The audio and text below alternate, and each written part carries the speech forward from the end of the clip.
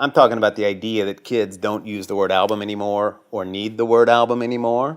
I think that there's a small section of Stapleton and Adele and maybe Ed Sheeran and two others, literally, on the globe. Bang! This for anybody that's trying to follow a dream. No holding back, you'll get it by any means. Idols on the wall, you cut out from magazines. Full of self-esteem, nobody can intervene. Ready for the shine, you never need in the shade. This is for the boss that never gave you a raise. This is for every time you ever tried to create and no one understood, they never gave you the space. Walking up to you, they trying to give you the crown. Look into your eyes and tell you you one of us. Every time you turn around and face the crowd, be ready cause your time is now. It's my time, I thought they would've told you. Now, for people that are wired like you and I were, I'm going to go do this. I'll figure it out, head down, and it's just the approach. And we briefly touched on this earlier about how we spend our days. What would you say of the 80-20 rule? What 20% of effort is yielding your 80% of results? I've been told this, and so when you're told something and then you kind of search internally of what you really love about what you do in the day, and those two things connect. But I really love hearing from people. It's the best thing. It's better than numbers or sales or anything. Is when people tell me, gosh, when you leave the room after a meeting, we are so pumped up to go do what we're all going to do. Or if I hear, gosh, you're so much different than other managers or other people that come in and talk to us because you make us feel this certain way, and it's usually positive or excited or strong or, I love that because that's how I feel. I just want, I'm just trying to get it out there. And, and it's what I love doing and what I want to do. So when it's accepted like that and connected with, it's less intentional. I think it's just a byproduct of how I choose to live each day. I think that, for me, and it shows that you can jump into something you don't know, something I'm uncertain of, something I haven't mastered. I can jump in because I feel like if I'm coming from that positive place of light and love and excitement and ambition, that it gets spread out on everybody else, and the team will come together and we'll figure it out. Yeah, you touched on it earlier, and I figured you were going to be something like that along the lines of passion and communication for that answer, especially with your approach that you said, open room. I thought that was awesome. I'm gonna steal that one. Sure, Start trying to work on implementing it myself. With everything that you have to do every single day, we're still figuring out who the viewers are going to be of the show. It's still so early on. There may be artists, there may be entrepreneurs, there may be brands. We're still figuring it out. So if we have someone that's either is a manager, wanting to be a manager, what do you say the core skills are for someone that wants to do what you're doing? Leadership. I mean, I think that's the one of the number one things that this town and the entire music industry and the world really begs for and wants and needs. And if you use the word manager, you're not just managing tasks. If all you think you're going to do, and there's plenty of managers that make a fine living managing tasks, but to really be impactful, I think you need to be a leader, and that comes with, yes, managing employees, managing timelines, managing tasks, sure, but a true leader can inspire and get people to dedicate more than just their ability to do a task. When it comes to connecting with your artist or working with your artist, you want them to be dedicated to that artist. You said something the first night that we'd ever met at that CMA event that I had hosted. And you said you were just launching with Sam. This kid moves here from somewhere and was like, I'm in. I want to help. And you were like, okay, but a year, no bullshit. You got to be committed utterly. Yep. And I just thought how impactful that was. He worked for free for me for the first year. Now he's the vice president of my company and making a lot more than free nowadays. Still underpaid. Ryan Kroon, you're the man. But sure, yeah, and I'm still doing it. I mean, I'm hiring new people as we speak this week. And it's funny because I'll interview a kid who went through Belmont or went through MTSU, and they've got all the pedigree, and they were on this board, and they volunteered for this, and they've worked in this, and they've worked in this. And I'm still trying to pull this guy from my church who's been a drummer in Leon Bridges' band for the past few years and touring around. And I'm like, dude, you want to get off the road? Come work for me. The little stuff that he needs to know to be in management and understand, that can be learned. Sure. But it's these people that are just, there's something about them. You have to be able to, for me, I'm choosing my employees and the people I work with in the same way that I'm choosing bands that I work with. I think it's that important. That you don't know every time with a band, you just got to know. It feels like that's the right thing, so I want to jump at it. I look the same way at employees. That's great, man. I do that too. I didn't realize I didn't say it quite so well, but that's awesome. That's a lot of gut. And that's actually a nice transition. A lot of what we do is gut, whether it's signing an artist or if you are an artist pushing through or whatever aspect of the industry. At what point do you go, gut's only going to take you so far and craft comes into play? Oh, sure. I mean, it's funny that we don't talk about that much, but I do think that that's kind of the baseline of a lot of things is understanding what's good, making those choices from when the songwriters are writing songs and making the choices on the words to the producer making choices on sounds to, the creative team, which I'm part of with Sam, making choices on fonts and colors and all those type of things. That craft is very, very, very important. And then in management, too, if you're not part of the creative team, which is fine, and seeing what the music video looks like or anything like that, I think a lot of times it's about the craft of deciding what to say yes and no to. I talked to a guy a few weeks ago, and I can't say his name, but he's a pretty big up at Live Nation, and he was talking about, one of the worries they have right now with the young movement of executives is that you have a lot of them playing defense all day, protecting. And what they liked about me and my team is that we play offense all day, no defense ever. And I think that offense is because we're not scared to make choices and to make decisions. Well, why did you think this was the right decision? I don't know. In hindsight, it looked like we were geniuses, but we weren't. We just made gut choices. And I think that's part of craft too. Signing an act and telling their label, hey, they're never gonna play these shows. We don't want them on these television shows. Well, why? They have numbers on them. Yeah, but they're the wrong numbers. And I'm thinking about the effect that it has on the audience that I'm trying to go after.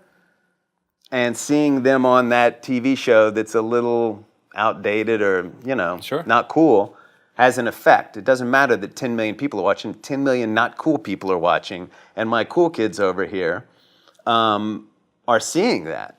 And I think that is a big craft in our entire industry that is not talked about and not thought about. Sure. One of the first meetings I sat at with Sam, when people definitely weren't looking to me as a manager or a guy that knew a whole lot about the music industry besides how to take a picture or make a music video. And I went into the meeting, and I remember the first few meetings I went into with Sam, I would wear all white, head to toe. And Sam and I asked him if it was cool, because I was just like, I want to be able to walk in and brand myself and you as, let's be these two guys together. And I'm sitting at the meeting, and it was with a very large group of people, and we were going over kind of this marketing plan stuff and how to really come out with Sam Hunt. And I told him a bunch of ideas, and I got everybody on board, and I had all these stuff, and here's this picture, and there's this, and this is called this. And when I walked out, one of the higher-ups there that's a friend of mine, has been a friend of mine, came over to me and was like, man, that was so great. That was really amazing. Wow. If I could give you my 2 cents, you justify too many of your ideas by saying that it's cool. And cool is subjective. And I said, is it?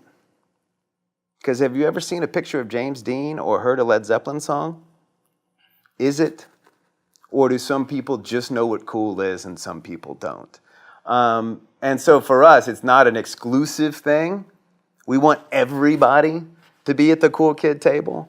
But I think a lot of, going back to what you're talking about, the craft of the music business is being able to define yourself, your brand, your company, your band, your tour, your merch, into a place that you go, we think this is cool. And if you don't, that's fine. But the people that do, really do. and for every decision we make, not for every one, but a place that we come from, is we want half the people to hate what we're making, not get it, not be for them. Put it back, I don't like that. That's fine, good. At least you know you don't like it. Because these people over here that like it, love it. And they'll die for it. The worst place to be in the entertainment industry, in any aspect, is for somebody to go, hey, have you heard this new album? And people to go, yeah. And that goes to you as an executive in the music business, whether you're 22 or whether you're 42. Do you know so-and-so? Yeah. Dead in the water. You know, I'd rather people go, that's the worst human being I've ever met, but they get a lot done or they don't get a lot done. Sure. Or that's the best human being.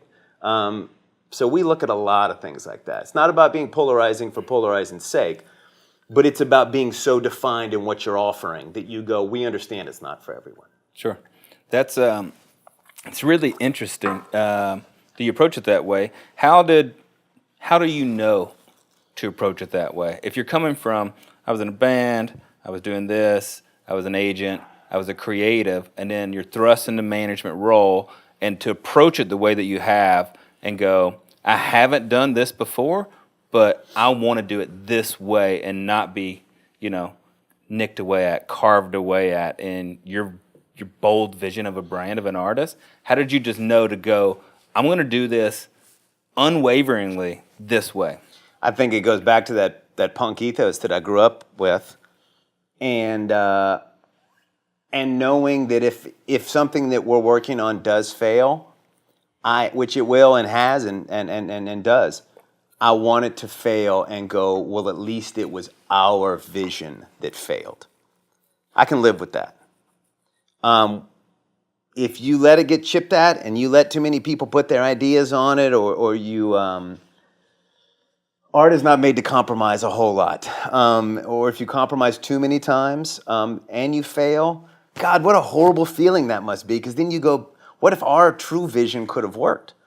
And then on the other side of the coin, when your true vision works, man, it feels good. Yeah. To go, hey, that we knew that was going to work. That's why we pushed everybody through it. And that's probably one of the hardest things my team comes up against in this town, LA, New York, anywhere in the music industry, is when we come in. I will say that it gets easier every year as you pour buckets of millions of dollars into other people's pockets, and sure.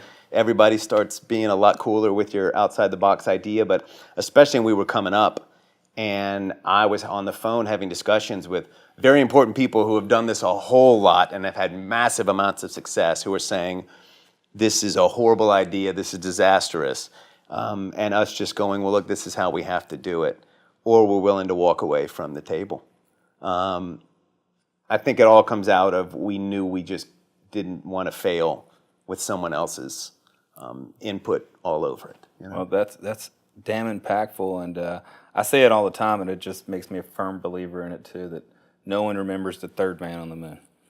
Sure. It's like, get there first, do Sure. it your way, win or lose, own it. Mm-hmm. But if you win, you ain't kidding, brother. That's it. It's a different feeling. I wanted to cover kind of how we got to where we are. Yep. And now I want to kind of dig into next chapters. I know you gave me grand vision, 10, 12 years, Professor Belanger. That's it. But between now and then, other than some of the other cool stuff in the festival, which we'll touch on here in a little bit, next 5 years, what's your mindset? It's what I spend all day talking about now, which is restructuring the ownership and the more than anything, the monetization of Nashville and the music industry right now. I don't look at the flux a whole lot of physical versus downloads versus streaming. I mean, those are all just different avenues. It's still getting to the audience, and I'm less interested in how it gets to the audience and more interested in it getting to the audience.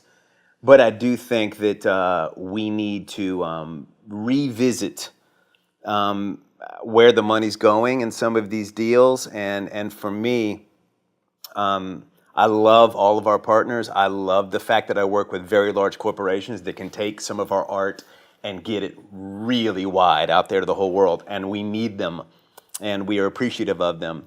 But I think as well that at times it gets a little skewed, and it has become in the past maybe 20 years where, you know, the creative are looked down as some of the last people to get paid, and they're getting paid a very small amount. And that goes from the songwriters to the producers and musicians, to the managers who are really now becoming the marketing and branding of the artist. So to me, I look at what we do with Sam and Everett and Connor Smith and all the acts I work with. We make the product, everything about it, from this written songs to the recorded versions of it, to the fonts, to the colors, to the album package, to the merch, to the website, to the choices made, which are part of the brand. We build the product. And then we bring it to our big partners and say, hey, you guys are the storefront. Can we put it in your front window? And we'll cut the profit up. And so right now where that profit split is sitting at is I think, a bit unfair, especially for some of the big artists who are coming up under the modern day 360s, your Sams, your Stapletons, things like that. And so there's no big bad wolf out there trying to screw anybody. It's how the system has grown and changed so rapidly. There's just some checks and balances that need to be rechecked and rebalanced. Sure. And so I want to be able to take a leadership role in this town, and I have the past year by going out and talking to people about, hey, let's really look at this and discuss this. Because in the end, if we choke out the creative, we have nothing to sell. And so I'm trying to fight for that, at least for the few people who are really creating big stuff. Sure. Over and over and over again.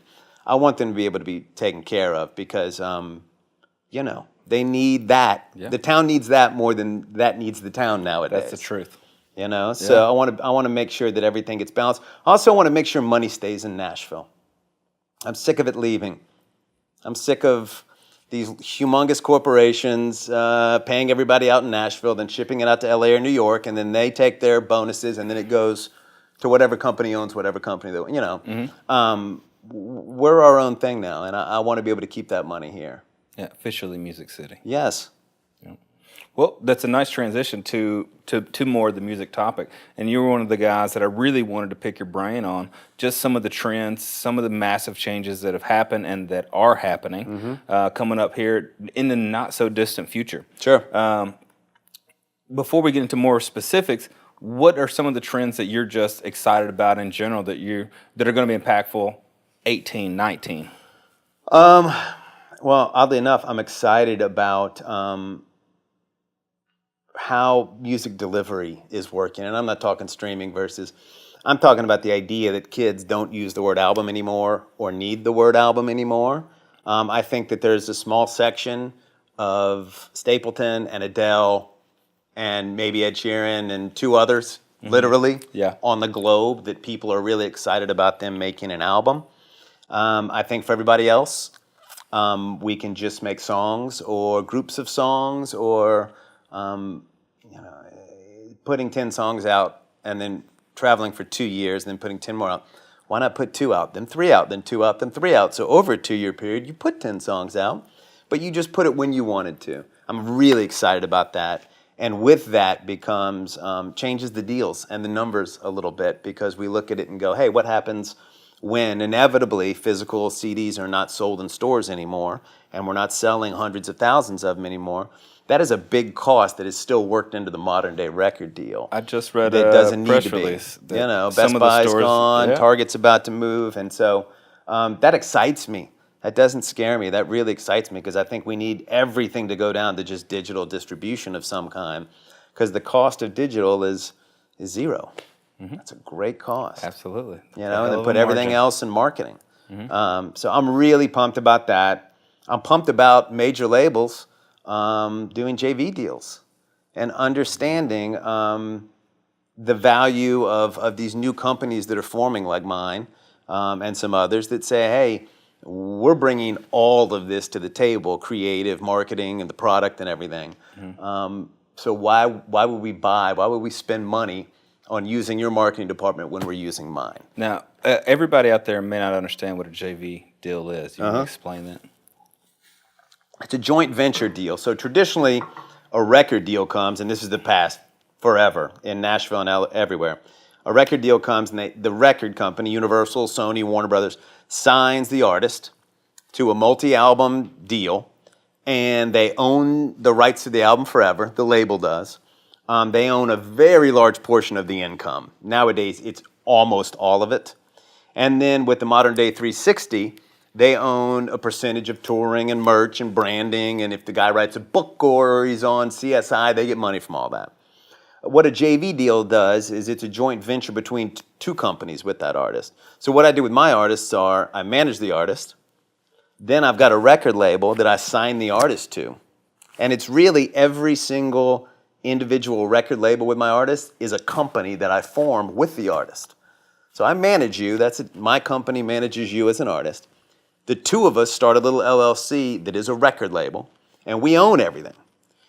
And we then go with Sony or Universal or Warner Brothers and say, hey, we're going to split these profits a little bit more than they traditionally do, but all we need from you guys is radio or this and this and this. So it allows us to shop a little bit more and say, you know, this section of your company we don't really, we'll coordinate with, but we don't need them working full time on this artist. And for me, obviously the money split's a lot better, but for us the control is better. And I also am starting a new thing where the artist owns the master. That they just have to. It's the future. It's their retirement plan. There's not a single human being that can sit in here in the music industry and talk to me about why the label should own the master after the artist pays for it 100% without sounding like an asshole and knowing that they sound like an asshole, a greedy asshole. I've gone around to a lot of people and said, give me your verbal of why that should be, and they can't. Sure. That's a wrong that needs to be righted. But yeah, that's the basic of a JV. That's awesome. Well, you touched on a great point there, and it's something that I wholeheartedly believe in, the touring and the brand partnership being a major driving force from this point forward for artists, for every genre of artists. I know from one of the first time I called you, we were talking about a partnership that I had, a brand that we worked with that was interested in Sam, and you were already working with, I think, Bose there at the time. Yep. But having put together so many different brand sponsorships, what is your opinion of the perfect partnership when it comes to brands? I think it really is kind of a twofold. Number one, it's do we use that product? Does the artist connect with that product? Do they seem like they use it even if they don't? Do you believe that they like that product? Number one. I don't think any managers or any business people, some of them do, match a crappy a product that really doesn't fit their artist, but a lot of them have these ambiguous, neutral brands that are connected, and those do just as much damage. So for me, it's that you go, yeah, I totally get that Sam Hunt would listen to Bose headphones, because he did before they came and gave him money. And then number two, it's about allowing the brand, hoping the brand will yield a bit. And we've had some great partnerships with Bud Light and Bose and other people in the past where we've been able to go to them and say, hey, you're coming in to connect with Sam Hunt's fan base. We built that connection. Sam and myself and my team, we built the bridge to his fan base. Nobody knows how to build that better. So why don't you allow us to come up with the content or the creative or whatever it is, the vehicle that we build to put these two brands together, Sam Hunt and Bose, why don't you let us figure out what that is? Because your creative team might be great, but there's no way they've studied that bridge more than I have. Sure. So the great brands are able to go, yeah, we see that, go. I see that a lot more these days too, where they're much more interested in a true partnership than any form of sponsorship. Yeah. It's almost a dirty word at this point. Sure, just coming in and putting a sticker on something. Yeah, It doesn't it's not feel going right. to get them to where they want to be anyhow. You were already doing it before with Keith. We're seeing a whole lot more influencers doing it. We're doing it this very second. How impactful and how much do you think content is going to change for artists moving forward? And how do you see that playing out? Man, I have a theory on content that, and and I'm glad this is starting to catch on a little bit more, but I think 3 or 4 years ago, I used to hear the phrase content is king, content is king. And I didn't believe that, and I still don't believe it. Great content, meaningful, impactful content is king. I think I see the mistake that so many bands and artists out there make. It's just constantly talking, constantly posting about nothing, about random, boring things, or things that might have been exciting, but then you saw that have an impact, so you repeat it on every show. And it's like crying wolf. People, when I wake up in the morning, I'm on drinking my coffee and I'm going through social media. My wife's doing the same thing. If you are saying too much and it's not good stuff, I'm just going right by. I'm seeing, oh, that's so-and-so, And then when you have something to say, something impactful, something big, a new song, a new tour, or hey, this is really cool, we want to share it, it gets skipped over. It loses its oomph. So for me, it's, and this is crazy coming from me who never stops talking, but through social media and our digital platforms, it's shut up. You know, Sam doesn't do a whole lot, but even my artists that want to be more present, it's don't say anything. Until you have something to say, don't say anything. So that's how I look at that. I worked with my digital team at Red Light a lot where I go, look, different strategies for different artists, but for my artists, let's just stay under the radar. I love that. Yeah. As much as I love to talk too, I didn't feel that I'd accomplished quite enough yet to have the audacity to get on here and tell people what to do. Yeah. But I figured I could call you and then have you tell them. Come on. And I'll be guilty by association. I'll just learn. That's it. Until I get to a place, so you said, till there's something valuable. Sure. There's truly organic, meaningful content that I'm putting out there that hopefully is going to bring a value to the viewer. We always